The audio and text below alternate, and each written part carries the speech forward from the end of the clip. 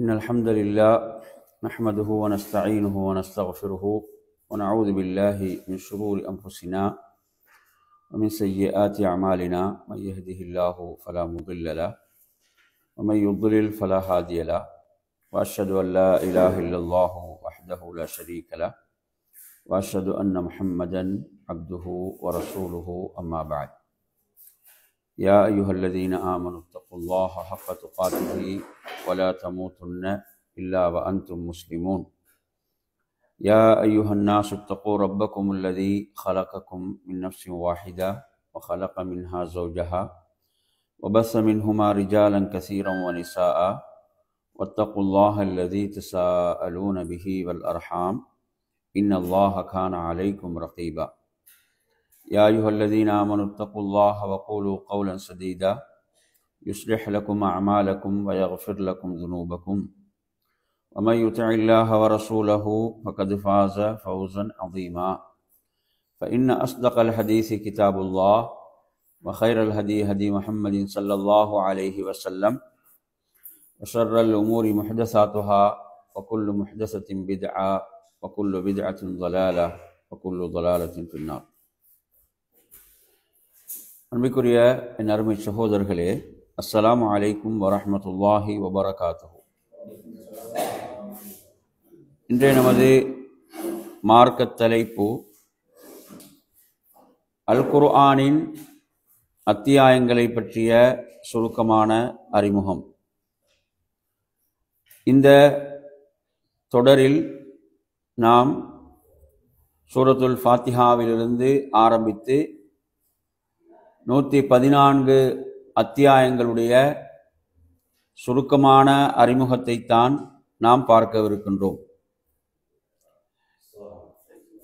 இதில் முதலாவது அத்தியாயமாக சூரத்துல் ஃபாத்திஹா அத்தியாயம். இந்த அத்தியாயத்தை பொறுத்தவரையில் 7 வசனங்களை கொண்ட மிக சிறப்புக்குரிய அத்தியாயமாகும். இந்த அத்தியாயம் மக்காவிலே அருளப்பெற்ற அத்தியாயமாகும். இந்த அத்தியாயத்தின் பெயர்களை நாம் பார்ப்போமாக இருந்தால், இந்த அத்தியாயம் பல பெயர்களை கொண்டு அழைக்கப்படுகின்றன. அதில் அல் ஃபாத்திஹா என்ற பெயரை நாம் எடுத்தோம் என்று சொன்னால், அதாவது ஆரம்பமானது, தோற்றுவாய் என்ற பொருளை கொடுக்கக்கூடியதாக இருந்து கொண்டிருக்கின்றது. அதே போன்று இது ஃபாத்திஹத்துல் கிதாப் எப்படி அழைக்கப்படும்? ஃபாத்திஹத்துல் கிதாப். எனவே அல் குர்ஆனை அதை எழுதும் போது முதலில் எழுதுவதால் இவ்வாறு இதற்கு பெயர் உண்டு. அதே போன்று தொழுகை அதை கொண்டு ஆரம்பிக்கப்படுவதாலும் இவ்வாறு அழைக்கப்படும். அதே போன்று உம்முல் கிதாப். உம்முல் கிதாப் என்று சொன்னால், அதாவது ரஹ்மத்துல்லாஹ், குர்ஆனின் அன்னை. குர்ஆன் அதாவது வேதத்தின் அன்னை, உம்முல் கிதாப், வேத நூலின் அன்னை. உம்முல் குர்ஆன், குர்ஆனின் அன்னை, குர்ஆனின் தாய் என்ற இந்த பெயர் உம்முல் கிதாப். அதே போன்று என்ன பெயர்? உம்முல் குர்ஆன். அதே போன்று அஸ்ஸபுல் மசானி. அஸ்ஸபுல் மசானி என்றால் திரும்ப திரும்ப புகழப்படும் 7 வசனங்களை உடையது என்ற பெயர். அதே போன்று அல் குர்ஆனுல் அதீம், மகத்தான குர்ஆன் என்ற பெயரும் இந்த அத்தியாயத்துக்கு உண்டு. அல் குர்ஆனுல் அதீம், அல் குர்ஆனுல் அதீம், மகத்தான குர்ஆன். அதே போன்று அல் ஹம்த், புகழுக்குரிய அத்தியாயம் என்ற பெயர் இதற்கு உண்டு, அல் ஹம்த். அதே போன்று அஸ்ஸலாஹ், தொழுகை என்ற பெயர் இந்த அத்தியாயத்துக்கு உண்டு. என தொழுகையில் ஒவ்வொரு ரக்காத்திலும் ஓதப்படுவதால். அதே போன்று அஷ்ஷிஃபா, அஷ்ஷிஃபா என்றால் நிவாரணி. நிவாரணி என்ற பெயர் இந்த அத்தியாயத்துக்கு உண்டு. அதே போன்று அர் ருக்யா. அர் ருக்யா என்றால் ஓதி பார்த்தல். அர் ருக்யா என்றால் ஓதி பார்த்தல் என்ற பெயர் இந்த அத்தியாயத்துக்கு உண்டு. அதே போன்று அசாசுல் குர்ஆன், குர்ஆனின் ஆணிவேர், குர்ஆனின் ஆணிவேர் என்ற பெயர் இந்த அத்தியாயத்துக்கு உண்டு. அல் வாக்கியா, அல் வாக்கியா என்ற பாதுகாவல் என்ற பெயர் இந்த அத்தியாயத்துக்கு உண்டு. அல் வாக்கியா. அதே போன்று அல் காஃபியா, அல் காஃபியா என்றால் தன்னிறைவு என்ற பெயர் இந்த அத்தியாயத்துக்கு உண்டு. அல் காஃபியா தன்னிறைவு என்ற பெயர் இந்த அத்தியாயத்துக்கு உண்டு. சூரத்து ஸலா, தொழுகையின் அத்தியாயம் என்ற பெயர் இந்த அத்தியாயத்துக்கு உண்டு. சூரத்து ஸலா, தொழுகையின் அத்தியாயம் என்ற பெயர் இந்த அத்தியாயத்துக்கு உண்டு. அதே போன்று அல் கதிர், கண்ணியம் என்ற பெயர் இந்த அத்தியாயத்துக்கு உண்டு. இவ்வாறான நிறைய பெயர்களை கொண்ட ஒரு அத்தியாயம் தான் சூரத்துல் ஃபாத்திஹா அத்தியாயம். எனவே இந்த இவ்வளவு பெயர்கள் இந்த அத்தியாயத்துக்கு இருப்பதே இந்த அத்தியாயம் சிறப்புக்குரியது என்பதற்கான ஒரு பெரும் சான்று.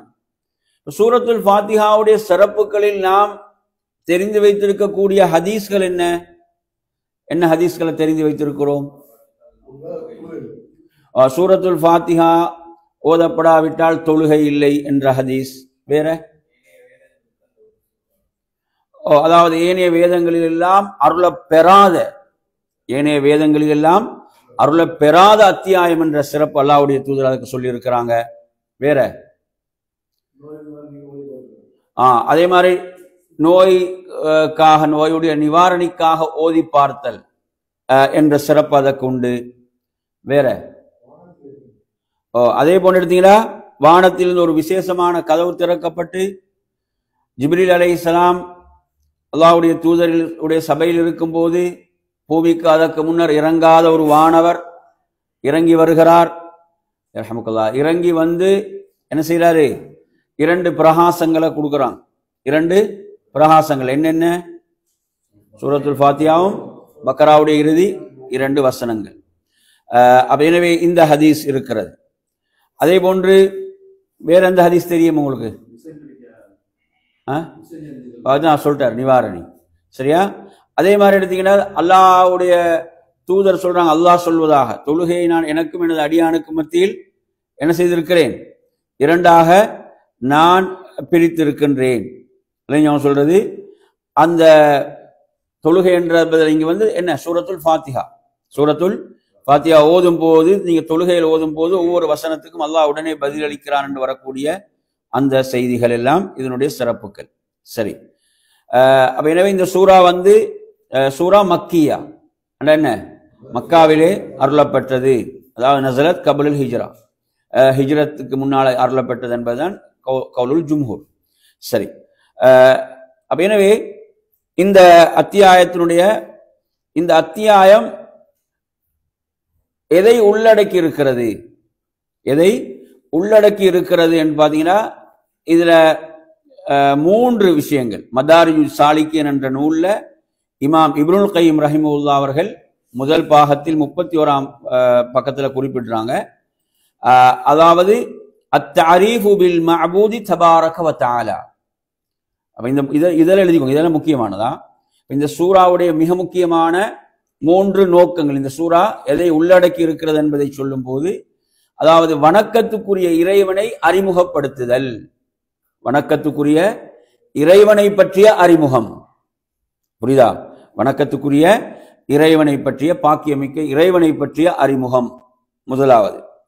2வது சொல்றார் பயானு தரீகில் உபூதிய்யா, அதாவது அந்த இறைவனை வணங்குவதற்குரிய அந்த முறையை பற்றிய விளக்கம். அந்த முறையை பற்றிய என்ன இருக்கிறது? அந்த விளக்கம் அதிலே இருக்கிறது. 3வது சொல்றாரு, அதாவது பயானு அஹ்வால் நாஸ் மஅ ஹாதா தரீக். சொல்றது அந்த உபூதியான அல்லாஹ்வுக்கு கட்டுப்படுவது, அல்லாஹ்வுக்கு கட்டுப்படுவதில் உள்ள விளக்கம், அல்லாஹ்வுக்கு ஒருவன் அடிபணிவதில் உள்ள அந்த வழியை பற்றியான விளக்கம். மூன்றாவது என்ன சொல்றார் என்றால், அந்த நேரான வழியில் பயணிப்பதில் மக்களின் நிலைகள், மனிதர்களின் நிலைகள், அந்த நேரான வழியிலே அந்த அந்த வழியில பயணிப்பதில் மக்களிடம் காணப்படுகின்ற நிலைகள். எங்களுக்கு தெரியும், சூரத்துல் ஃபாத்திஹால 3 சாராரை பற்றி சொல்லப்படுகிறது. எத்தனை சாராரை பற்றி? 3 சாராரை பற்றி சொல்லப்படுது. யார் அந்த 3 சாராரும்? சிராத்தல்லதீன அன்அம்த அலைஹிம், அவங்க யாரு? நேர்வழியில் அல்லாஹ்வுடைய அருளை பெற்று நேர்வழியில் பயணிப்பவங்க ஒரு சாரார். அடுத்து கைரில் மக்தூபி அலைஹிம், இறை கோபத்துக்கு உள்ளானவர்களுடைய வழி, யூதர்கள். அடுத்து வலவ்வாலின், வழிகேடர்கள், வழிதவர்கள். யார் அவர்கள்? கிறிஸ்தவர்கள். எனவே இவ்வாறு அந்த அத்தியாயம் சொல்கிறது. சரி, அடுத்து வாங்க, இந்த அத்தியாயம் உள்ளடக்கி இருக்கக்கூடிய தலைப்புகள் என்று சொல்லி அடுத்து கொண்டு வரான். எப்படி கொண்டு வராங்க? அந்த அத்தியாயம் உள்ளடக்கி இருக்கக்கூடிய தலைப்புகள் பிரதானமாக 3 அதுல இலக்குகளை சொல்றாரு. அந்த 3 நாங்க பார்த்துட்டோம். அடுத்து தலைப்புகள் என்று பார்க்கின்ற போது தலைப்புகள்ல 5 கொண்டு வரார். எத்தனை? 5. இதுல முதலாவது விடயம், அதாவது சிஃபாத்துல்லாஹி அஸ்ஸவஜல், அல்லாஹுடைய பண்புகள், அல்லாஹுடைய பண்புகளை பற்றி அந்த அத்தியாயம் பேசுகிறது. இரண்டாவது அல் யௌமுல் ஆஹிர், இறுதி நாளை பற்றி அந்த அத்தியாயம் செய்து இந்த இறுதி நாளை பேசுகிறது. மூன்றாவது இஃப்ராதுல்லாஹி தஆலா பில் இபாதா, அதாவது இபாதத்தின் மூலம் அல்லாஹுவை ஒருமைப்படுத்தல், இபாதத்தின் மூலம், வணக்கத்தின் மூலம் அல்லாஹுவை ஒருமைப்படுத்தல். அதில் உள்ளதான் அல் இஸ்திஆனத்து வத்துஆ. இய்யாக நஅபுது வ இய்யாக நஸ்தஈன். இஸ்திஆனா என்றால் உதவி தேடுதல், வத்துஆ என்ன? அல்லாஹ்விடத்தில் பிரார்த்தித்தல், துஆ. நாம் உன்னையே வணங்குகிறோம், உன்னை உதவி தேடுகிறோம். மூன்றாவது. நாலாவது எடுத்தீங்கன்னா அத்தஅரீஃபு பிஸ்ஸிராத்தில் முஸ்தகீம் தரீகில் முஹ்ததீன், என்ன? அதாவது நேர்வழியில் பயணிக்கக்கூடிய அந்த வழி, நேர்வழியில பயணிக்கக்கூடிய அந்த வழி, அதை பற்றி உள்ள விடயம். ஐந்தாவது எடுத்தீங்கன்னு சொன்னா, அதாவது வழிகட்டவர்கள், அதே போன்று இறை கோபத்துக்குள்ளானவர்களுடைய வழியை விட்டு என்ன செய்தல்? விலகி இருத்தல் என்ற இப்படி 5 விடயங்களை என்ன செய்கிறது? 5 தலைப்புகளை இந்த அத்தியாயம் கொண்டு இருக்கிறது. சரி, இப்ப நாம் இப்ப படிச்சதை கொஞ்சம் மீட்டிக்கொள்வோம். முதல் விஷயமா நாங்க பார்த்தோம் சூரத்துல் ஃபாத்திஹாவுடைய பெயர்கள், அப்படித்தானே? அந்த சூரத்துல் ஃபாத்திஹாவுடைய பெயர்களை கொஞ்சம் சொல்லுங்க பாப்போம். பொருள் தேவை, அந்த பேரை மட்டும் என்ன எழுதினீங்க?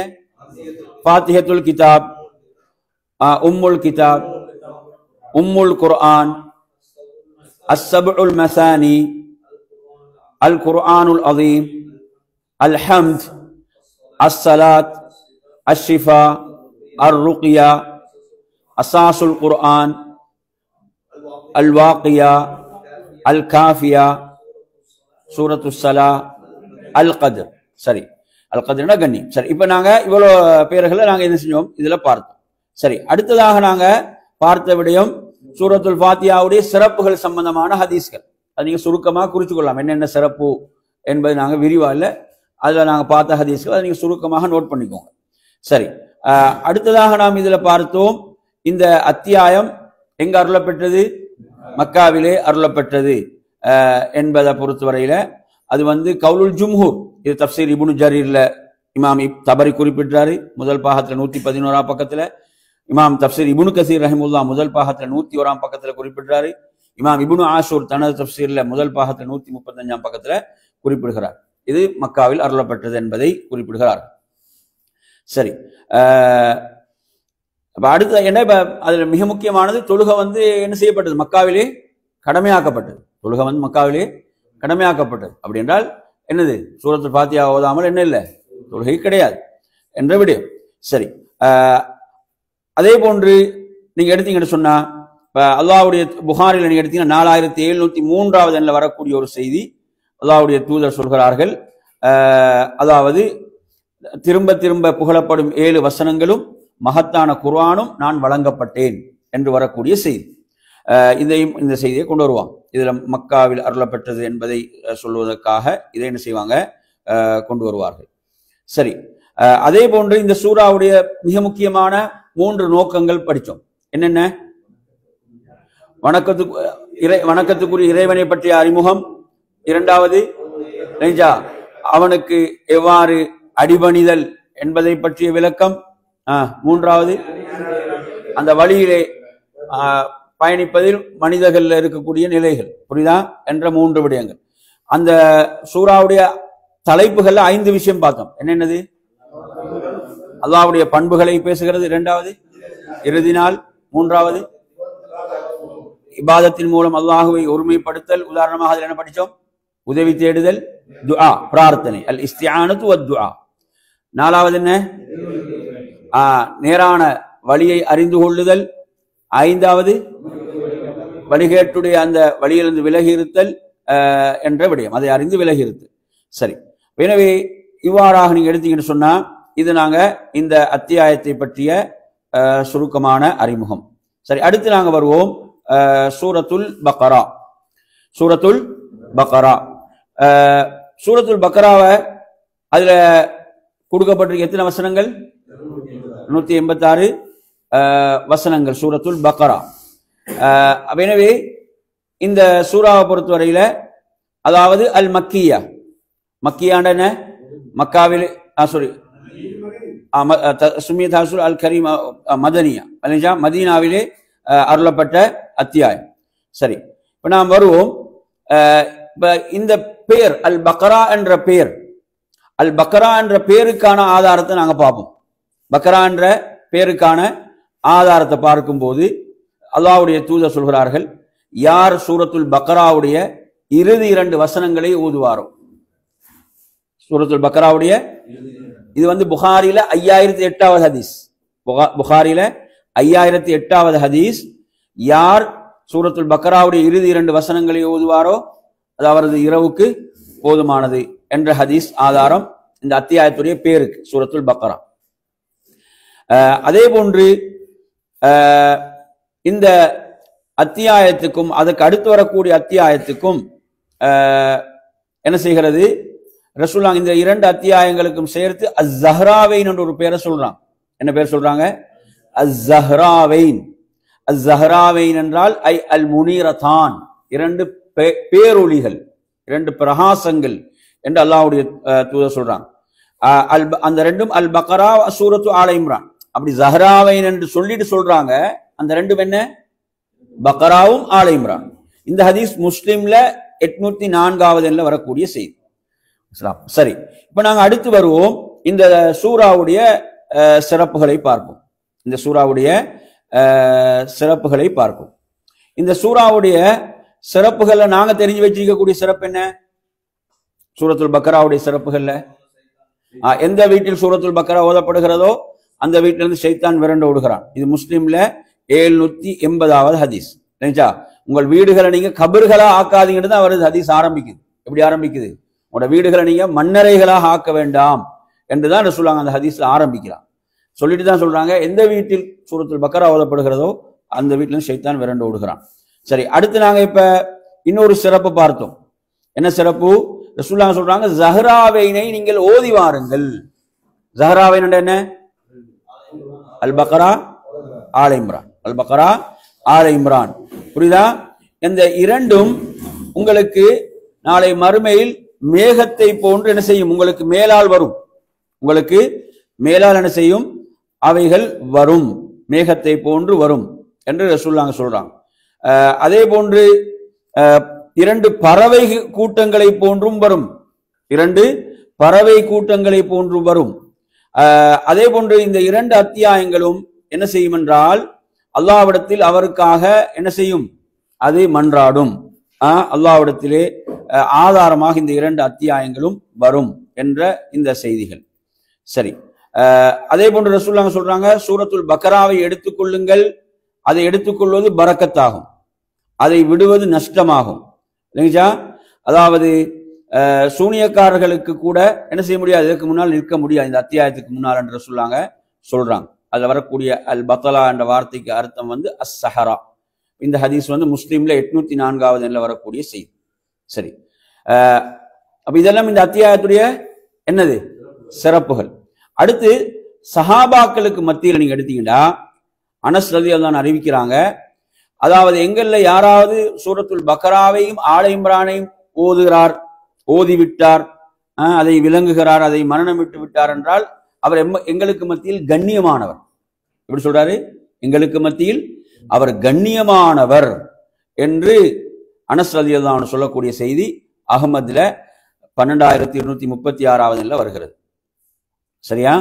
சரி, அடுத்து இந்த அத்தியாயம் சூரத்தும் மதனியா, மதீனாவிலே அருளப்பட்டது. நஸலத் பஅதல் ஹிஜ்ரா, ஹிஜ்ரத்துக்கு பிறகு. வனகல் அல் இஜ்மா அலா ذلك عدد من المفسرين. இதுக்கு இஜ்மானா என்ன? ஒருமித்த கருத்து இதற்கு இருக்கிறது என்று தஃப்சீர் கலையுடைய பல அறிஞர்கள் முன்வைக்கிறார்கள்.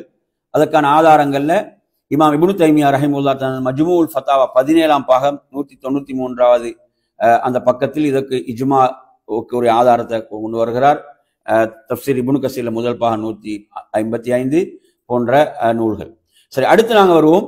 இந்த சூரா இதனுடைய என்ன, இந்த சூராவுடைய நோக்கம் எதை இது உள்ளடக்கி இருக்கிறது பிரதானமாக என்று பார்க்கின்ற போது அல் இஹ்திமாம் பில் ஜானிபில் அகதி என்று சொல்றாங்க. ஏனென்றால் அதாவது அகீதாவுக்கு மிகப்பெரிய முக்கியத்துவம், ஒரு கொள்கை, இஸ்லாமிய கொள்கைக்கு என்னது மிகப்பெரிய ஒரு முக்கியத்துவத்தை இந்த அத்தியாயம் வழங்குகிறது.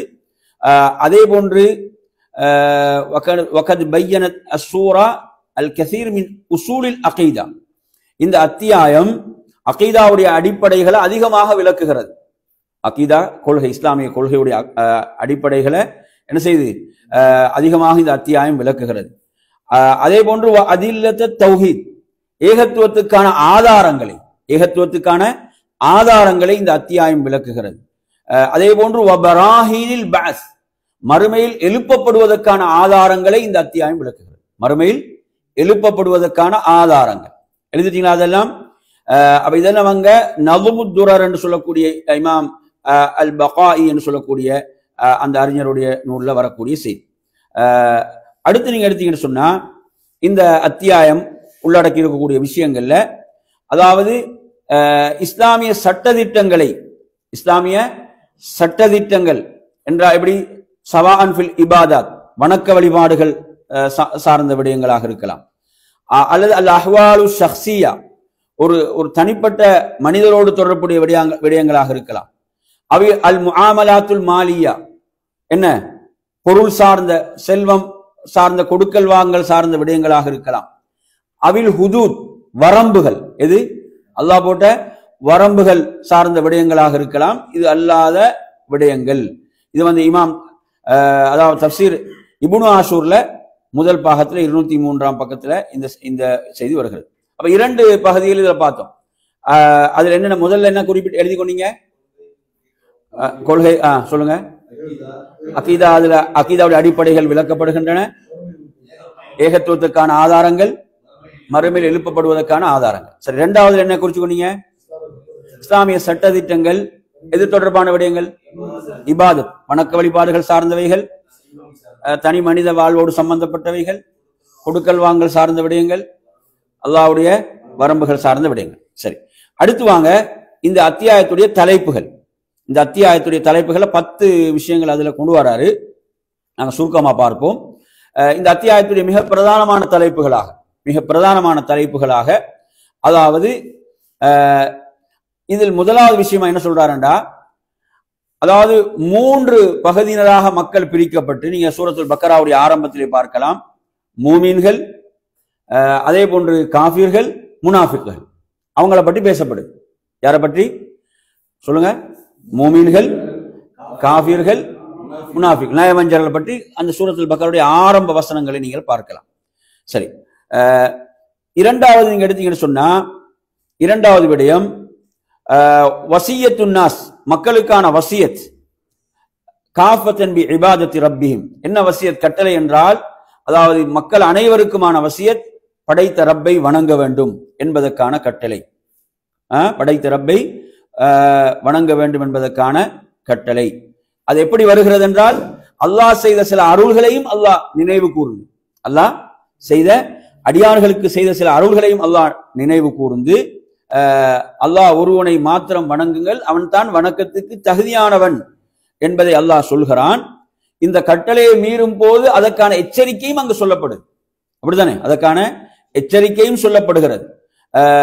அதே போன்று அல்லாஹ்வுக்கு அல்லாஹ்வை மட்டும் வணங்கக்கூடியவர்களுக்குரிய மறுமையில் தயார்படுத்தியுள்ள என்ன அந்த சிறப்புகள், சுவர்க்கம், அந்த பாக்கியங்களும் அதில் நற்செய்தியாக சொல்லப்படுகிறது.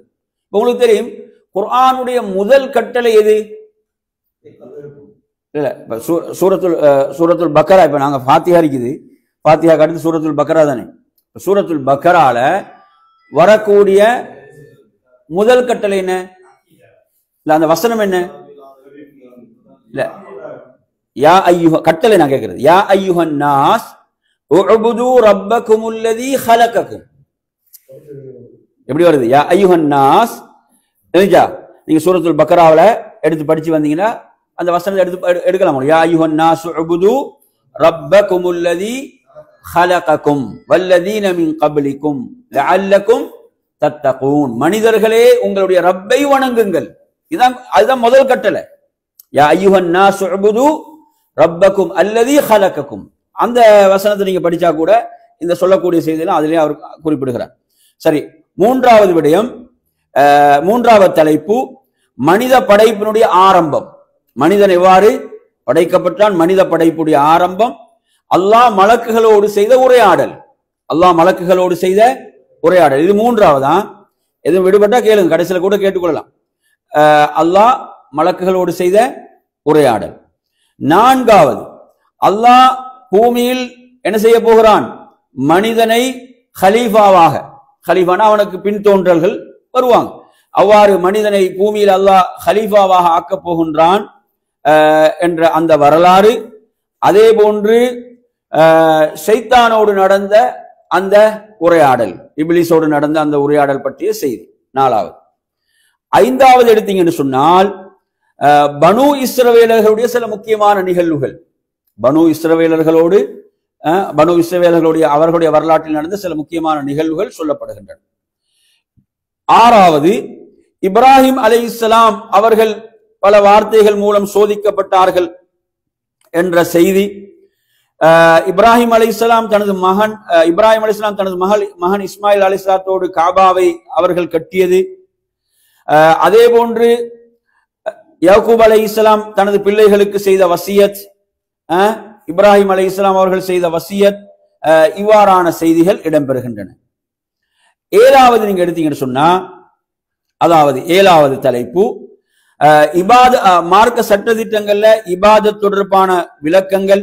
அந்த இபாதத்துகள் சொல்லும் போது தொழுகையோடு தொடர்பட்ட விஷயங்கள், சட்டங்கள், சதகாவோடு தொடர்பட்டவைகள், நோன்போடு தொடர்பட்டவைகள், ஹஜ்ஜோடு தொடர்பட்டவைகள், அதே போன்று கொடுக்கல் வாங்கலோடு சம்பந்தப்பட்டதுல வட்டி, அதே போன்று கடன். உங்களுக்கு குர்ஆன்ல மிக நீண்ட வசனம் எங்க வருது சொல்லுங்க? சூரத்துல் பக்ரா. எது தொடர்பான வசனம்? கடன் தொடர்பானது. அந்த சட்டம், அந்த நீண்ட வசனம் எது தொடர்பானது? கடன் தொடர்பான வசனம். புரியுதா அவங்க சொல்றது? கடன் தொடர்பான வசனம். அப்ப கடன் தொடர்பான விஷயங்கள். அதே போன்று வர்ரஹன், அடகு வைத்தல் சம்பந்தமான சட்டங்கள்.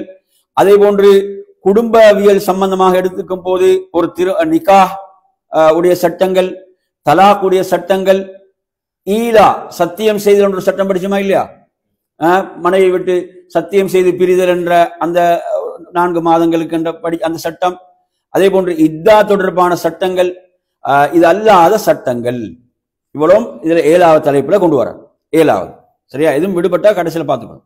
சரி, அடுத்தது 8வது என்னென்றால், அல்லாஹு தஆலா இதில் சில வரலாறுகளை எப்படி சொல்கிறான் என்றால், மரணித்தவர்களை உயிர்ப்பித்த வரலாறுகள், மரணித்தவர்களை உயிர்ப்பிக்க செய்த வரலாறுகள். பனு இஸ்ரவேலர்கள்ல கொல்லப்பட்ட ஒரு மனிதர் என்ன செய்யப்படுவது? அந்த எழுப்பப்படுவது. அதே அல் பக்ரா என்பது அந்த வரலாற்றோடு தான் சம்பந்தப்படுது, அப்படித்தானே? அதே போன்று எடுத்தீங்கன்னு சொன்னால், இன்னும் சிலர் என்ன செய்யப்பட்டாங்க, அந்த பேர் இடி முழக்கத்தின் மூலம் பிடித்துக் கொள்ளப்பட்டார்கள் என்ற வரலாறு.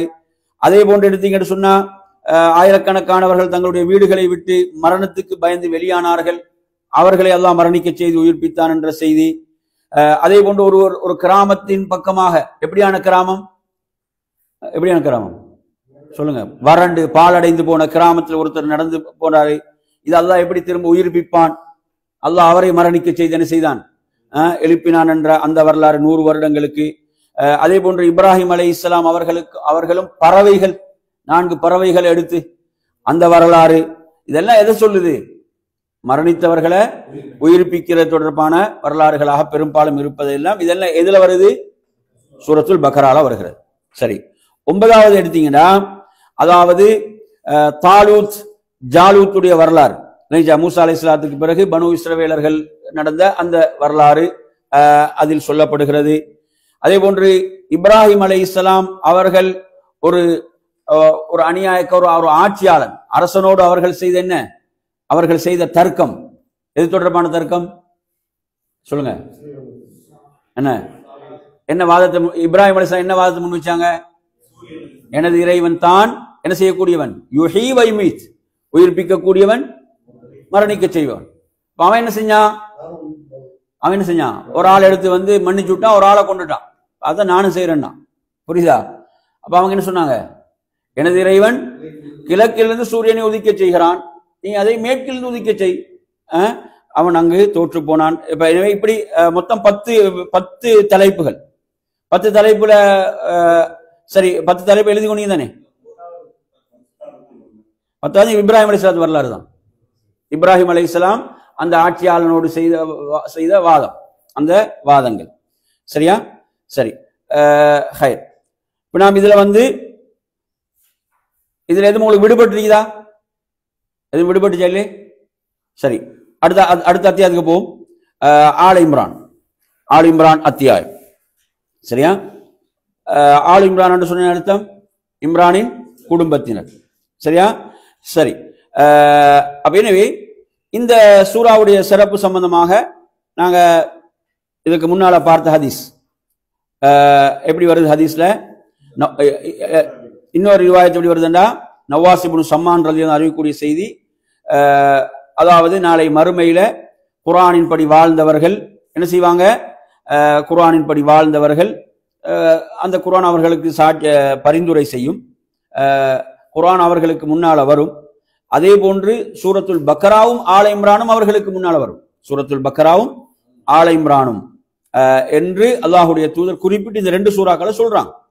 எனவே இந்த சூறாக்கள் தான் மேகம் போட்டு நிழலிடுவது, பறவைகள் போன்று பறவை கூட்டங்களை போன்று அவர்களுக்கு நிழலிடுவது, அந்த 2 அத்தியாயங்களும் அல்லாஹ்விடத்தில் அவருக்காக பேசும் என்ற விடயங்கள் எங்க வரக்கூடிய ஹதீஸ்னு பார்த்தோம், முஸ்லிம்ல 805 வரக்கூடிய ஹதீஸ், முஸ்லிம்ல 805 இந்த செய்தி வருகிறது. 804 அந்த ஆரம்பத்தில் உள்ள ரிவாயத். இந்த ரிவாயத்தில் சில வார்த்தை மாற்றங்கள் இருக்குது, அதனால முஸ்லிம்ல 805 குறிச்சுக்கோங்க. சரியா? சரி, அதே போன்று இந்த 2 அத்தியாயங்களுக்கு என்ன பெயர் சூட்டப்பட்டுச்சு, அல்லாஹ்வுடைய தூதர் என்ன சொன்னாங்க, ஜஹ்ராவைன், 2 பிரகாசங்கள், பேரொளிகள்.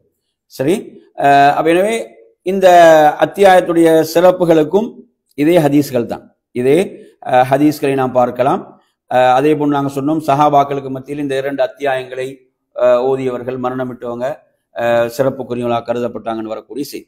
சரி, இந்த அத்தியாயம் எங்க அருளப்பட்டது, மதீனாவை, சூரத்தும் மதனியா நஸலத் பஅதல் ஹிஜ்ரா. இதற்குரிய இஜ்மா நிறைய முஃபஸ்ஸிர்கள் என்ன செய்யறாங்க, கொண்டு வராங்க. இமாம் குர்துபி, இமாம் இப்னு தைமியா, இமாம் இப்னு கஸீர் போன்ற அறிஞர்கள், இமாம் இப்னு ஆஷூர் எல்லாம் என்ன செய்யறாங்க, இதற்குரிய இஜ்மாவை அவங்களோட தஃப்சீர்களை பதிவு செய்யறாங்க. சரி, அடுத்ததாக எடுத்தீங்கன்னா இந்த சூரா உள்ளடக்கி இருக்கக்கூடிய மிக பிரதானமான 3 இலக்குகள், 3 மகாசிதுகள். அதில் முதலாவதாக குறிப்பிடுகிறார்கள், அதாவது அல்லாஹுடைய அந்த ஏகத்துவத்தை, ஓரிரை கொள்கை என்ன செய்தல், நிலைநாட்டுதல், அதை உறுதிப்படுத்துதல், வைகாமுல் அதில்லத்தி வல் ஹுஜஜி அலைஹி, அதற்கான ஆதாரங்களை நிலைநாட்டுதல். இந்த அத்தியாயம் என்ன செய்கிறது, அதற்கான ஆதாரங்களை நிலைநாட்டுகிறது என்பது முதலாவது விடயம். 2வது விடயம் எடுத்தீங்கன்னு சொன்னா, பயானு அஹம்யத் அகீதத்தில் வலா வல் பரா. ரைஜா, அகீதால ஒரு முக்கியமான பகுதி என்ன?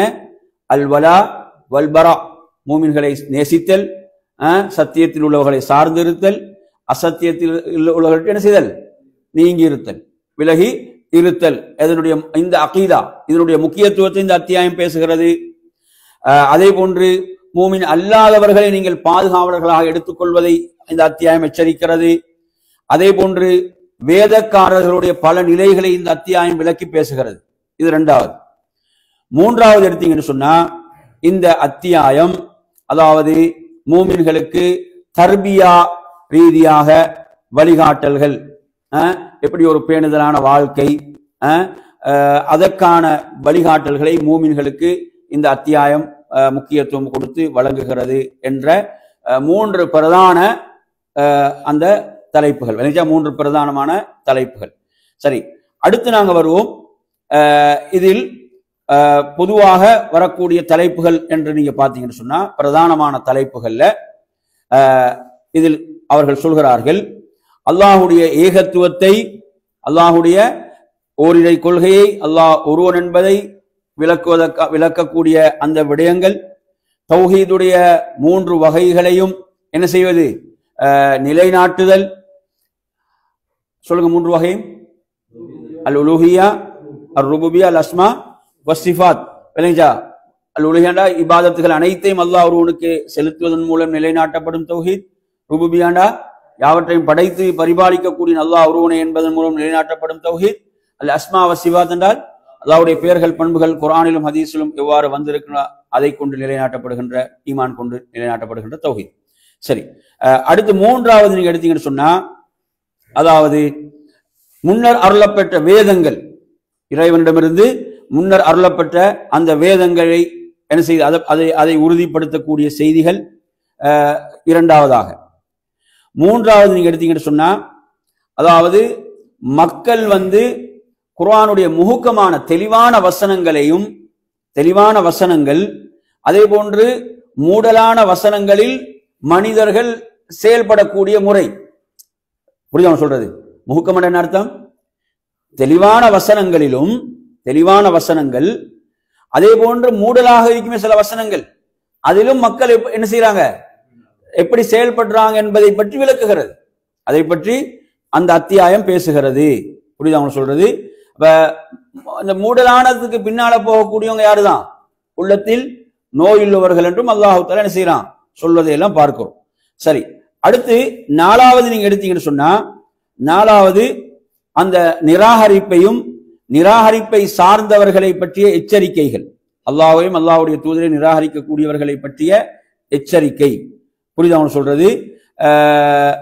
அதே போன்று நீங்க எடுத்தீங்கன்னு சொன்னா, உண்மையில எவ்வளவுதான் அதிகாரம் படைத்தவர்களாக இருந்தாலும் இவர்கள் அல்லாஹுடைய தண்டனையை விட்டு தப்ப முடியாது. இவங்க எவ்வளவுதான் உலகத்துல அதிகாரம் படைத்தவங்க, யாரு? அல்லாஹ்வை மறுக்கக்கூடியவங்க, நிராகரிக்கக்கூடியவர்கள், எவ்வளவுதான் அவர்கள் செல்வாக்கோடு இருந்தாலும் இவங்க என்ன செய்ய முடியாது? அல்லாஹ்வுடைய தண்டனையிலிருந்து தப்ப முடியாது. இவர்களுடைய மறுமை என்பது எப்படித்தான் இருக்கும்? நஷ்டமானதாகத்தான் இருக்கும். புரியுது அவங்க சொல்றது? இவங்க உலகத்திலும் மறுமையிலும் நஷ்டத்தை தான் தழுவுவார்கள். அதே போன்று அல்லாஹு தஆலா காபிர்களுக்கு பல உதாரணங்களை இந்த அத்தியாயத்திலே சொல்கிறான். முன்னிருந்த காபிர்கள், அந்த பின்னால் வந்தவங்களுக்கு முன்னிருந்த காபிர்களை கொண்டு அல்லாஹ் உதாரணம் சொல்கிறான். அவர்களுடைய முடிவுகள் எப்படி அமைந்தன என்பதையும் அல்லாஹ் என்ன செய்கிறான்? சொல்கிறான். சரி, ஐந்தாவது எடுத்தீங்கன்னு சொன்னா, இந்த அத்தியாயத்துல அதாவது பத்ர் யுத்தத்தை பற்றிய செய்தி சுருக்கமாக சொல்லப்படுகிறது. பத்ர் யுத்தத்தை பற்றிய செய்தி சுருக்கமாக சொல்லப்படுகிறது. உஹது யுத்தத்தை பற்றி மிக விரிவாக பேசுகிறது. எந்த யுத்தத்தை பற்றி? உஹது யுத்தத்துடைய விஷயங்களை மிக விரிவாக இந்த அத்தியாயம் பேசுகிறது.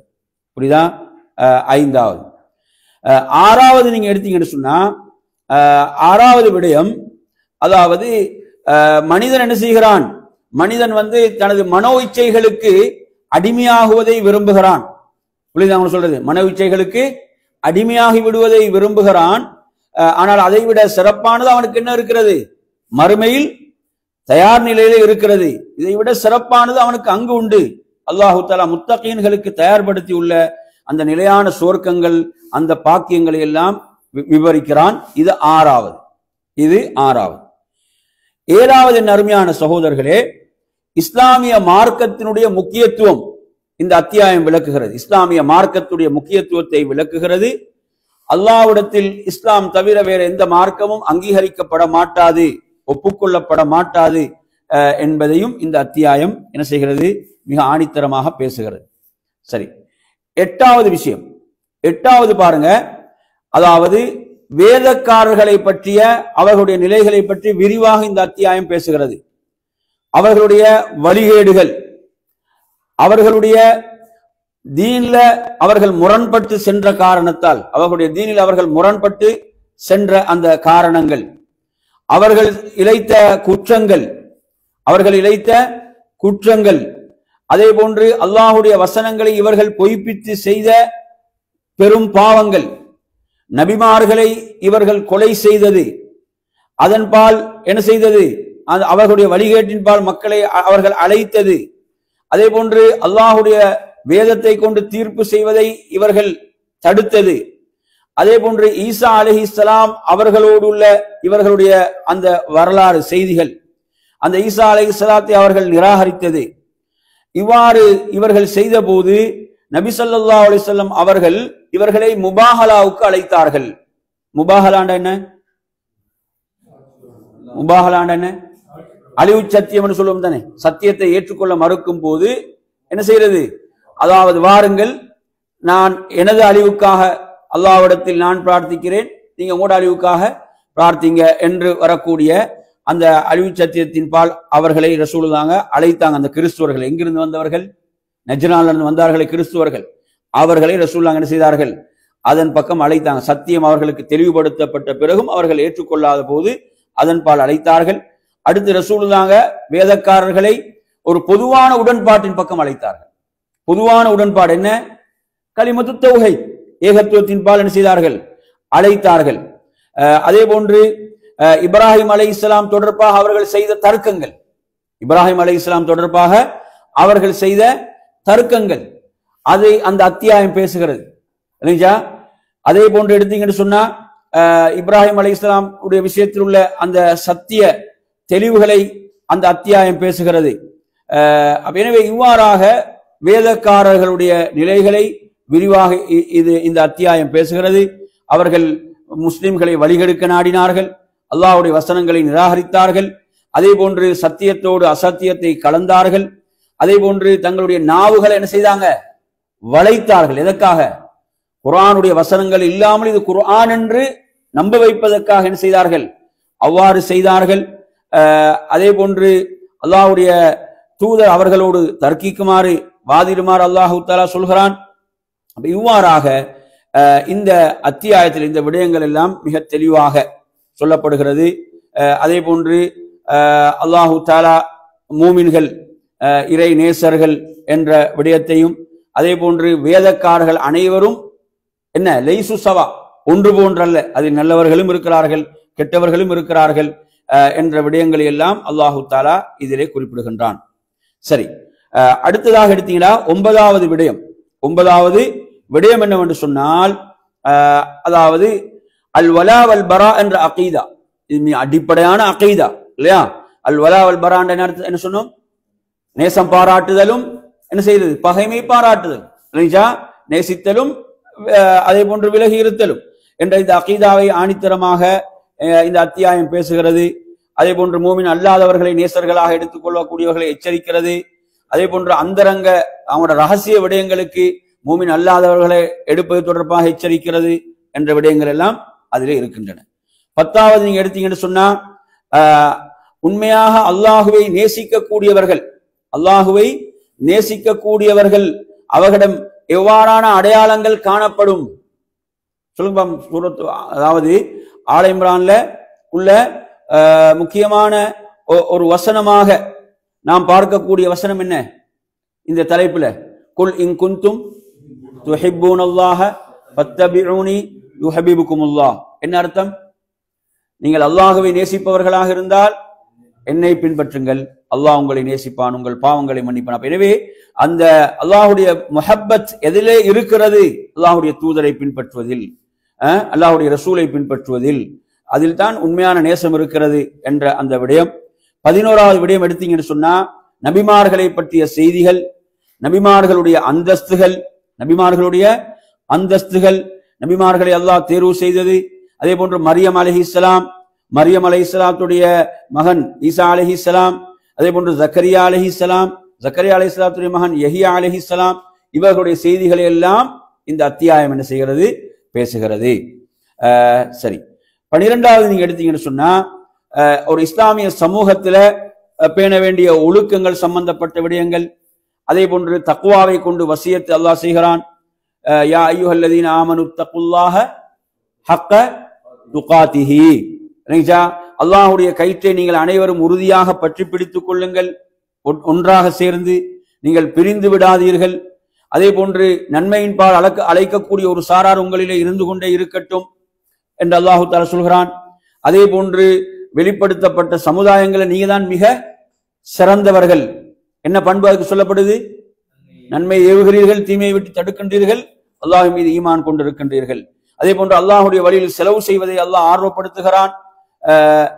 இவ்வாறாக இந்த ஒழுங்குகளை எல்லாம் இந்த அத்தியாயம் சொல்கிறது. 13வது எடுத்தீங்கன்னா, இஸ்லாமிய சில சட்டதிட்டங்கள். அதில் உதாரணமாக ஜிஹாத், அல்லாஹ்வுடைய பாதையில் ஜிஹாத் செய்தல், அதே போன்று வட்டியை சாப்பிடுவதை விட்டு விலகி இருத்தல், அதே போன்று மோசடி செய்வதை விட்டு விலகி இருத்தல், அதே போன்று ஜகாத்தை தடுக்கக்கூடியவர்களுக்குரிய தண்டனை, இதெல்லாம் இந்த அத்தியாயம் உள்ளடக்கி இருக்கிறது. நாங்க இதெல்லாம் சுருக்கமா ஏன் படிக்கிறோம் என்றால், நாங்க குர்ஆனோடு நாம் என்ன செய்யணும், நம்ம தொடர்பை அதிகப்படுத்த வேண்டும். இந்த அத்தியாயத்தை படிக்கும் போது இந்த பின்னணிகளை நாங்கள் விளங்கிக் கொள்ள வேண்டும். இப்படியான விடயங்களை எல்லாம் இந்த அத்தியாயம் உள்ளடக்கி இருக்கிறது என்பதை நாம் அந்த பின்னணியோடு விளங்க வேண்டும் என்ற அடிப்படையில் தான் இவ்வாறு நாம் சுருக்கமாக ஒவ்வொரு அத்தியாயத்தை பற்றியும் படிக்கிறோம். சரியா? எனவே இது நாங்க மூன்றாவது அத்தியாயம். உங்களுக்கு தெரியும், இந்த அத்தியாயத்தில் நபி ஸல்லல்லாஹு அலைஹி வஸல்லம் அவர்கள் ஒவ்வொரு இரவிலும் எந்த வசனங்களை ஓதுவாங்க? கடைசி 10 வசனங்கள். இந்த அத்தியாயத்துடைய இறுதி 10 வசனங்களை நபி அவர்கள் இரவு தொழுகைக்காக எழுந்தால் என்ன செய்வாங்க? ஓதுவாங்க. உது செய்யறதுக்கு முன்னாலே ஓதுவாங்க. அதுக்கப்புறம் தான் அவர்கள் உது செய்ய போவாங்க என்று நாங்கள் ஹதீஸ்ல படிக்கிறோம். எனவே அந்த 10 வசனங்களும் அல்லாஹ்வுடைய தூதர் மிக சிறப்புக்குரிய வசனங்களாக சொல்லியிருக்கக்கூடிய வசனங்கள். புரியுதா சொல்றது? சரி, இப்போ நாங்க சரி உங்கள்கிட்ட ஒரு கேள்வி கேட்கிறேன். சூரத்துல் பக்கரா அத்தியாயத்தில் இடம்பெற்ற ஏதாவது ஒரு துஆவை மனனம் செய்திருப்பீங்களா இல்லையா? சூரத்துல் பக்கரால உள்ள ஏதாவது ஒரு துஆவை நீங்க மனனம் செய்திருப்பீங்களா இல்லையா? சொல்லுங்க பாப்பா ஒரு துஆவை. ஆமன ரசூலுல வரக்கூடிய எந்த துஆ அது? ரப்பனா லா துஆஹிதுனா இன் நஸீனா அவ் அக்தஅனா ரப்பனா வலா தஹ்மில் அலைனா இஸ்ரன் கமா ஹமல்தஹு என்று வரக்கூடிய துஆ. சரி, வேற எந்த துஆ பாடம்? அது வரல. சொல்லுங்க பா. மிக முக்கியமான துஆ என்ன சொல்லுங்க? யார் இப்ப சொன்னீங்க துஆ என்ன? நாங்கள் பொதுவாக நாங்கள் ஓதக்கூடிய துவாக்கள் என்று வரக்கூடிய துவாக்கள்ல ரப்பனா தகப்பல் மின்னா இன்னக அந்தஸ் சமீஉல் அலீம் என்ற துவா. அதே மாதிரி ரப்பனா ஆத்தினா ஃபித் துன்யா ஹஸனத்தன் வஃபில் ஆஹிரத்தி ஹஸனத்தன் வகினா அஸாபன் நார். இல்லைங்களா? சரி, அதே மாதிரி ஆல இம்ரான் அத்தியாயத்தில் நீங்க தெரிஞ்ச மரணமிட்டு துவா சொல்லுங்க பாப்போம். ஆல இம்ரான் அத்தியாயத்தில் ஏதாவது துவாக்கள் மரணமிட்டிருப்பீங்க? சொல்லுங்க. ரப்பனா இன்னனா சமிஅனா முனாதியை யுனாதிலில் ஈமானி அன் ஆமினு பிரப்பிக்கும் ஃபஆமன்னா ரப்பனா ஃபக்ஃபிர் லனா ذுனூபனா வகஃபிர் அன்னா ஸய்யிஆத்தினா வதவஃபனா மஅல் அப்ரார். அது தொடர்ந்து துஆக்களா வரும். ரப்பனா வஆத்தினா மா வஅத்னா அலா ருசுலிக வலா துஹ்ஸினா யௌமல் கியாமah. அதே மாதிரி ரப்பனா மா ஹலக்த ஹாதா பாத்திலா சுப்ஹானக வகினா அஸாபன் நார். அதே மாதிரி மிக முக்கியமான துஆ 2 துஆ இருக்குது. என்னென்ன? மாஷாஅல்லாஹ். ரப்பனா லா துஸிக் குலூபனா பஅத இத் ஹதைதனா வஹப் லனா மின் லதுன்க ரஹ்மத்தன் இன்னக அன்தல் வஹ்ஹாப். இன்னொரு துஆ இருக்குது, சொல்லுங்க பாப்போம். இல்ல ரப்பனா இன்னனா ஆமன்னா ஃபக்ஃபிர் லனா ذுனூபனா வகினா அஸாபன் நார். ரப்பனா இன்னனா ஆமன்னா ஃபக்ஃபிர் லனா ذுனூபனா வகினா அதாபன்னார் என்ற துவா அந்த அத்தியாயத்தில் வரக்கூடிய துவாக்கள். எனவே நறுமையான சகோதரர்களே, இப்ப பொதுவாக உங்கள்ட்ட நான் கேட்கக்கூடிய கேள்விகள், சூரத்துல் பக்கரா அத்தியாயத்தில் உங்களுக்கு ஏதாவது நினைவில் உள்ள ஒரு விஷயம், உங்களுக்கு சூரத்துல் பக்கரா அத்தியாயத்தில் நினைவில் உள்ள ஏதாவது ஒரு விஷயத்தை சொல்லுங்க பாப்போம். ஒவ்வொருத்தரும் ஏதாவது உங்களுக்கு சூரத்துல் பக்கரால ஞாபகத்தில் உள்ள ஒரு விஷயம். எப்படி? ஆதம் அலைஹிஸ்ஸலாம் அல்லாஹ் படைப்பது சம்பந்தமான அந்த உரையாடல் என்பது சூரத்துல் பக்கரால வருது. சரி, வேற யாரா சொல்லுங்க. என்ன செய்ய நீங்க குந்தும் ஃபீ ரைபின் மிம்மா நஸ்ஸல்னா அலா அப்தினா, எமது அடியார் மீது அருளியுள்ள வேதத்தில் நீங்கள் சந்தேகம் உள்ளவர்களாக இருந்தால் இது போன்ற ஒரு அத்தியாயத்தையாவது கொண்டு வாங்க. மாஷா அல்லாஹ். நீங்க என்ன சொன்னீங்க? மூசா அலைஹிஸ்ஸலாம் இடம் என்ன செய்யறாங்க, மாட்டை பற்றி என்ன செய்தார்கள், எப்படியான மாட்டை அறுக்க வேண்டும் என்று தர்க்கம் செய்த விடயம். ஓகே, மாஷா அல்லாஹ். வேற சொல்லுங்க. வேற உங்களுக்கு ஞாபகம் உள்ள சூரத்துல் பக்கரால உங்களுக்கு நினைவுள்ள ஒரு விஷயம். சூரத்துல் பக்கராவுடைய இறுதி வசனங்கள், அதுல ஏதாவது ஒரு செய்தி ஞாபகம் இருக்குதா உங்களுக்கு? அதுல சிறப்பு சம்பந்தமா வார ஹதீஸ்ல சொல்லலாம். சரி, வேற ஏதாவது சூரத்துல் பக்கரால நினைவுள்ள ஏதாவது ஒரு விஷயம்? கடனை பற்றி உள்ள விரிவான சட்டம் அந்த அத்தியாயத்துல தான் ஒரு நீண்ட வசனமாக அல்லாஹ் பேசுகிறான், இல்லைங்களா? சரி, வேறு யாருக்காவது சூரத்துல் பக்கரால நினைவுள்ள ஏதாவது விஷயம்? நோன்பு கடமையாக்கப்பட்டதன் நோக்கம். மாஷா அல்லாஹ். நிக்கா சம்பந்தப்பட்ட சட்டங்கள் சூரத்துல் பக்கரால வருகிறது. இப்படிதான் நாங்க அதாவது எப்படின்னா நாங்க பொதுவாக சொல்றோம், ஆனாலும் எங்கட உதாரணமாக எங்கட வாழ்க்கைக்கு மிக முக்கியமாக உள்ள விஷயம், எனது வாழ்க்கையோடு சம்பந்தப்பட்ட விஷயம், இந்த சூரத்துல் பக்கரா இந்த வசனம் எனக்கு ஒரு முக்கியமான ஒன்று, இப்படி நாங்க சொல்றதுக்கு பழக வேண்டும். அப்படிதானே? குர்ஆனோட எங்கட தொடர்பு அப்படி இருக்க வேண்டும். நீங்க எடுத்து பாருங்க, நாங்க அடுத்து படிக்க போற அத்தியாயம் சூரத்துல் நிசா. சரியா? சூரத்துல் நிசால நாங்க அந்த அத்தியாயத்தில் ஒரு விஷயத்தை நான் உங்களுக்கு சொல்றேன் பாருங்க. அப்துல்லாஹ் இப்னு மஸ்ஊத் ரலியல்லாஹு அன்ஹு அவங்க சொல்றாங்க, இன்ன ஃபின் நிசாஇ 5 ஆயாத். சூரத்துல் நிசா அத்தியாயத்தில் 5 வசனங்கள் இருக்கின்றன.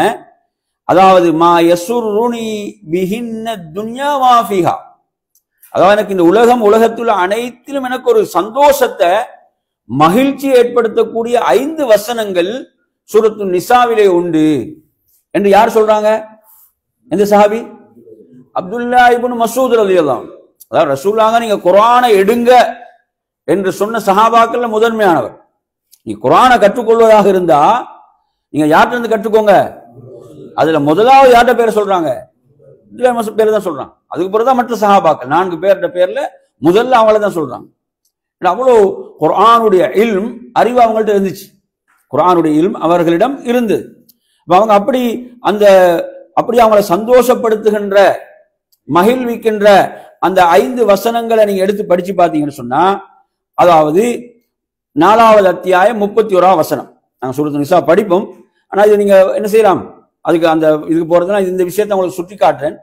4வது அத்தியாயத்துடைய 31ஆம் வசனம். இப்ப நான் ஏன் இது சொல்றேன்டா, குர்ஆனோடு சஹாபாக்களுக்கு இருந்த தொடர்பு எப்படி, நமக்கு இருக்கக்கூடிய தொடர்பு எப்படி, அப்படிதானே?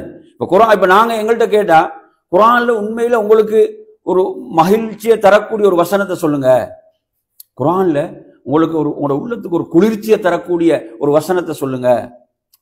எங்களுக்கு உண்மையில நாங்க சொல்ல தெரிய வேணும்னா அப்படி ஒரு தொடர்பு இருந்தா சொல்லுவோம். குர்ஆனோட அப்படி ஒரு தொடர்பு இருந்தா சொல்லுவோம். புரியுதா அவன் சொல்றது? குர்ஆன்ல உண்மையில உங்களுக்கு ஒரு குளிர்ச்சியை தரக்கூடிய, உங்களோட உள்ளத்துக்கு ஒரு மகிழ்ச்சியை தரக்கூடிய ஒரு வசனத்தை நீங்க சொல்லுங்க என்றால் உண்மையில் எங்களுக்கு சொல்ல முடியுமா, சொல்ல தெரியுமா? அப்படித்தான் குர்ஆனோடு எங்களுக்கு தொடர்பு இருக்கிறதா?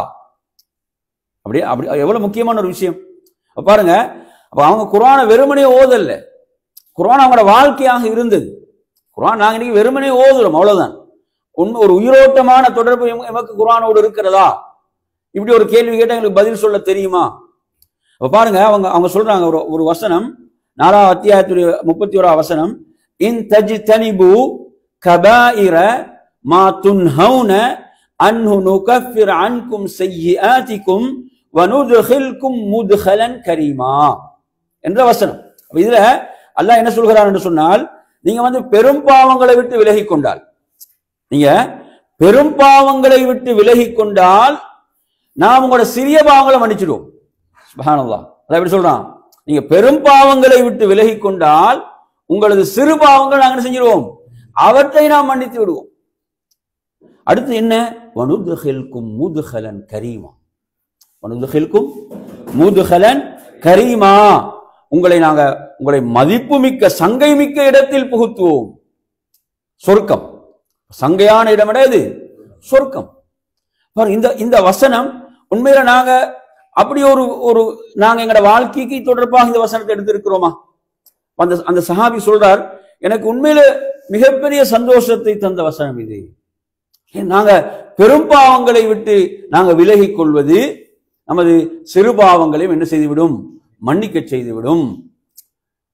பாருங்க, ஒருத்தன் பெரும் பாவங்களை ஈடுபட்டு இருந்தா அடுத்த பக்கம் எப்படி விளங்கும்? அடுத்த பக்கம் விளக்கம் என்ன? சிறு பாவங்கள் மன்னிக்கப்படாது. அப்படித்தானே? பெரும் பாவ சஹாபாக்கள் எவ்வளவு பேணுதலாக பக்குவமாக இருந்தவங்க. என்னச்சா, சிறிய பாவத்தை கூட என்ன செய்ய மிகவும் பயந்தவர்கள் அவர்கள். எனவே இப்படி குர்ஆன் சொல்லுகிறது. இதை எப்படி அவங்களோட வாழ்க்கைக்கு அவங்க எடுத்தாங்க, எப்படி அதை விளங்கினாங்க என்றது ஒரு சுப்ஹானல்லாஹ். இப்படி நாங்கள் குர்ஆனோடு எங்கள்ட தொடர்பு இப்படி இருக்கணும். நினைச்சா குர்ஆனோடு உண்மையில், அதாவது இப்படி ஒரு உயிரோட்டமான தொடர்பு. உண்மையில் இந்த குர்ஆனுடைய இந்த வசனம் எனக்கு ஒரு மிகப்பெரிய ஆறுதல். அப்படித்தானே? நாங்க மனிதன் எவ்வளவு பிரச்சனையில வாழ்றான், உண்மையில குர்ஆன் எவ்வளவு ஒரு மன நிம்மதி. உண்மையில் அதுல நாங்க நிம்மதியை பெற்றிருக்கிறோமா? குர்ஆன் எவ்வளவு பெரிய ஒரு மனதுக்கு ஆறுதல். அந்த ஆறுதலை நாங்கள் குர்ஆனின் மூலம் பெற்றிருக்கிறோமா? உண்மையில் எனக்கு இந்த குர்ஆனுடைய வசனம் ஒரு மிகப்பெரிய ஆறுதலாக இருந்தது. இந்த வசனம் எனக்கு உள்ளத்துக்கு ஒரு மிகப்பெரிய ஒரு நிம்மதியாக இருந்தது. இப்படி எங்களுக்கு சொல்ல முடியுமா? அப்படிதான் நாங்கள் உண்மையில எங்களுக்கு அப்படி ஒரு தொடர்பு குர்ஆனோடு இருக்கிறதா? எனவே நறுமையான சகோதரர்களே, அதாவது நாங்க தீர்வு அழகான தீர்வு நமக்கு இருக்கிறது. ஆனா அதை நாங்கள் என்ன செய்யல, அதிலிருந்து சரியான அந்த நிவாரணத்தை நாம் பெறவில்லை. நமக்கு நிவாரணம் இருக்கிறது, ஷிஃபா. குர்ஆன் என்பது என்ன? அது நிவாரணி, நமது உள்ளத்துக்கு நிவாரணி. உண்மையில் அந்த நிவாரணியை நாம் அதன் மூலம் பெற்றிருக்கிறோமா? இமாம் இப்னு கைம் ரஹிமஹுல்லாஹ் சொல்றாங்க, சூரத்துல் ஃபாத்திஹா மூலம் நான் அடைந்த நன்மைகள் ஆச்சரியமானதுன்னு சொல்றாங்க. சுப்ஹானல்லாஹ். இமாம் இப்னு கைம் ரஹிமஹுல்லாஹ் சொல்றாங்க, சூரத்துல் ஃபாத்திஹாவின் மூலம் நான் எனது வாழ்வில் கண்ட அதாவது நன்மைகள் சொல்றாங்க, சூரத்துல் ஃபாத்திஹாவை போன்ற நிவாரணம் எதுவும் இல்லை என்றான். அனுபவித்து சொல்றாங்க வாழ்க்கையில. புரியுது சொல்றது? அவங்க வாழ்க்கையில அதை அனுபவித்து கொண்டு சொல்கிறார்கள், சூரத்துல் ஃபாத்திஹாவை போன்று நிவாரணம் எதுவுமே இல்லை என்றான். அது படிக்கும் போது எங்களுக்கு ஆச்சரியமா, சுப்ஹானல்லாஹ். உண்மையில் நாங்கள் சூரத்துல் ஃபாத்திஹா அப்படி ஓதி இருக்கிறோமா? ரசூலுல்லாஹ் கேட்குறாங்க, அந்த சஹாபிட்ட எப்படி கேட்டாங்க, ஆச்சரியமா இருந்துச்சு. ஓமா அதுரா கமர் ருக்யா, அது எப்படி நிவாரணம் உங்களுக்கு தெரியும்னு கேட்குறாங்க. இல்லைங்களா? அவர் என்ன செய்யறாரு, ஓதி பார்க்கிறாரு, ஒருவருக்கு தேல் கொட்டி விடுகிறது, ஓதினோடனே குணமடைந்து விடுகிறார். ரசூலுல்லாஹ் கேட்ட கேள்வி என்ன, இது ருக்யான்னு உங்களுக்கு எப்படி தெரியும்? சுப்ஹானல்லாஹ். நினைச்சு பாருங்க, அப்படி அந்த ஒரு ருக்யா, அது ஒரு நிவாரணி என்று நம்ம எத்தனை பேர் ஓதி இருக்கிறோம்? சுப்ஹானல்லாஹ். குர்ஆனோடு உண்மையில் நமது தொடர்பு நாங்கள் மீள் பரிசீலனை செய்யணும். உண்மையில் நாங்கள் என்ன செய்யணும், அதை மீள் பரிசீலனை செய்யணும். உண்மையில் குர்ஆனோடு எப்படி எங்களோட தொடர்பு இருக்கிறது? ஒரு சடங்கு ரீதியாகத்தான் இருந்து கொண்டிருக்கிறது. இப்படி உயிரோட்டமான ஒரு தொடர்பு சஹாபாக்கள் எப்படி ஒரு தொடர்பை குர்ஆனோடு ஏற்படுத்தி கொண்டிருந்தாங்க, அதுக்கு பிறகு வந்த இமாம்கள் எப்படி சொல்கிறார்கள். எனவே நறுமையான சகோதரர்களே, இன்ஷா அல்லாஹ் நமது இந்த வகுப்பு தொடர்ச்சியான ஒரு வகுப்பு. இந்த தலைப்பு நாங்கள் அடுத்த வகுப்பில் இன்ஷா அல்லாஹ் சூரத்து நிசா அத்தியாயத்தை நாங்கள் அடுத்த வகுப்பில் எடுத்துக்கொள்வோம். சில எடுத்த குறிப்புகளை என்ன செய்யுங்க, பதிவு செஞ்சுக்கோங்க. அதே மாதிரி முடிஞ்சால் அடுத்த வகுப்பு வரும்போது நோட் புக் ஏதாவது எடுத்துடுவாங்க, குறிப்புகளை எடுத்துக்கொள்றது. சரிங்களா? ஹைர். இன்றைய வகுப்பு நாங்கள் என்ன செய்வோம், இத்தோடு நிறைவு செய்து கொள்வோம். அல்லாஹ் உங்கள் அனைவர்களுக்கும் அருள் செய்ய போதுமானவன். வாஹிர் தாவான் அல்ஹம்துலில்லாஹி ரப்பில் ஆலமீன். அஸ்ஸலாமு அலைக்கும் வரஹ்மத்துல்லாஹி வபரகாத்துஹு.